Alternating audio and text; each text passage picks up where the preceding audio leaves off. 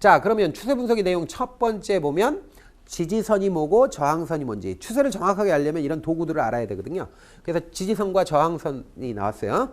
의를 보면 저항선은 고점을 연결한 선이고 매도 세력이 갑자기 우세하게 나오는 그런 선을 저항선이라고 하고요. 지지선은 저점을 연결한 선이고 매수 세력이 갑자기 튀어나오는 그런 지점이에요. 그런 가격대를 얘기하는 거예요.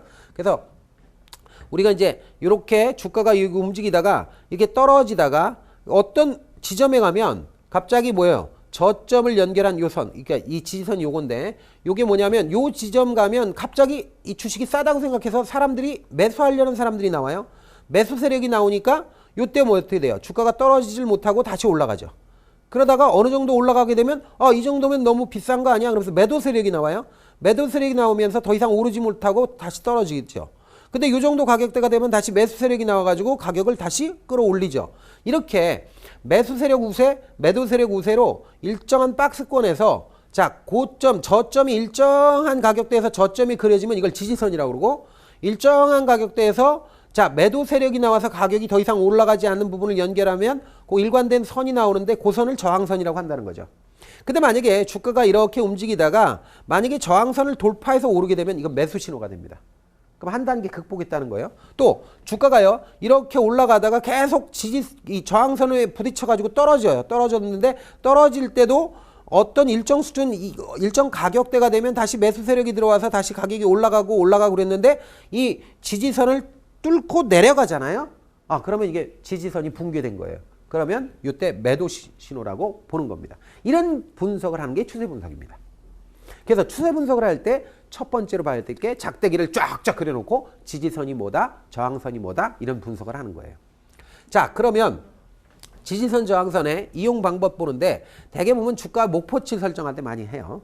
목표치 어느 정도 목표치로 해서 어느 정도 가격이 되면 팔아야겠다. 어느 정도 가격대가 나오면 사야겠다. 이런 목표치 설정할 때 주로 저항선, 지지선을 이용한다는 거죠. 그 다음에 직전 최고점은 저항선 역할을 하고 직전 최저점, 가장 낮은 거는 지지선 역할을 하더라. 그런 얘기입니다. 그 다음에 장기간 또는 최근에 형성된 저항선이나 지지선이 신뢰도가 높아요. 그러니까 오래된 저항선, 지지선보다는 최근에 형성된 저항선이나 지지선이 훨씬 더 신뢰도가 높다는 거예요. 이거 당연한 거죠. 그 다음에 저항선을 돌파해서 만약에 뚫고 올라간다. 그러면 매수 신호예요. 적극 매수하라 그런 거고 지지선을 돌파해서 뚫고 내려간다. 지지선, 지지하고 있는 선을 뚫고 내려갔어. 그러면 매도 신호라고 보는 겁니다. 적극 매도다. 이렇게 얘기합니다. 자, 그 다음에요. 만약에 저항선이나 지지선을 돌파하는 게 실패했다. 그러니까 저항선을 뚫고 올라가는 것도 실패했고 지지선을 뚫고 내려가는 것도 실패해서 다시 그 안에서 갇혀서 움직이면 요건 추세 전환 신호로 보는 거예요. 돌파가 실패하면. 자, 이런 거로 본 거고요.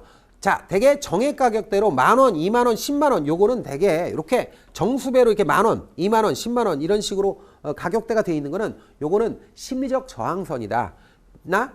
심리적 저항이나 지지선 역할을 하더라. 라는 정도 알아놓으시면 되겠습니다. 자, 그래서 저항선, 지지선을 봤고요. 자, 그 다음에 이제 제가 저항선이라는 게 일정한 가격대가 되면 매도 세력이 나와서 더 이상 가격이 오르지 못하고 떨어지는 요 구간을 우리가 요걸 쭉 연결한 게 저항선이고 지지선은 자, 주가가 떨어지더라도 어느 일정 가격대가 되면 매수 세력이 나와서 더 이상 떨어지는 걸 막으면서 다시 올라가는 요 지점을 쭉 연결한 게 지지선이라고 했잖아요. 그러면 저항선과 지지선을 연결하면 요게 일정한 박스권이 됩니다. 자, 요거를 박스권, 그래서 저항권, 지지권 이런 말을 써요. 저항권, 지지권 이런 말을 써요. 그래서 저항권, 지지권을 우리가 살펴보겠습니다. 자, 저항권, 지지권. 저항권은요. 추세가 보합세에서 하향 이탈한 경우에 박스권을 얘기하는 거예요. 자, 그 다음에 지지권은 추세가 보합세에서 상향 이탈한 경우에 박스권을 얘기한다. 이렇게 얘기하는 거예요. 지금 이게 무슨 뜻인지 잘 모를 수 있어요. 그래서 그림을 한번 보죠. 우리 교재에 있는 그림 그대로입니다. 그러니까 지지권이라고 하는 건 이렇게 어느 범위 안에서 이렇게 저항과 지지 안에서 이렇게 부딪혀가지고 박스권을 형성하던 주가가 만약에 저항선을 뚫고 올라가잖아요.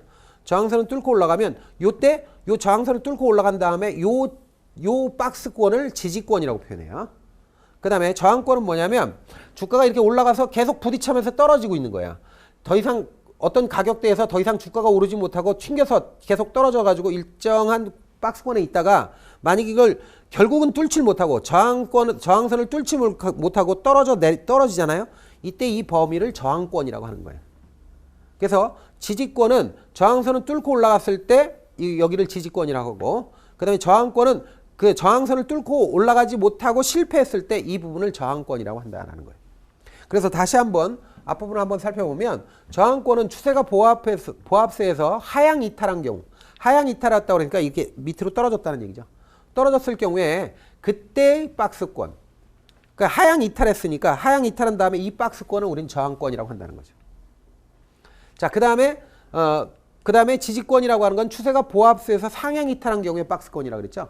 그러니까 앞에 보면 상향 이탈한 경우에 박스권이라고 그랬으니까 이렇게 이렇게 박스권 안에서 움직이다가 만약에 저항선을 뚫고 주가가 올라가게 되면 이때 나중에 이걸 돌아보고 여기를 지지권이었구나 이렇게 판단하는 거예요.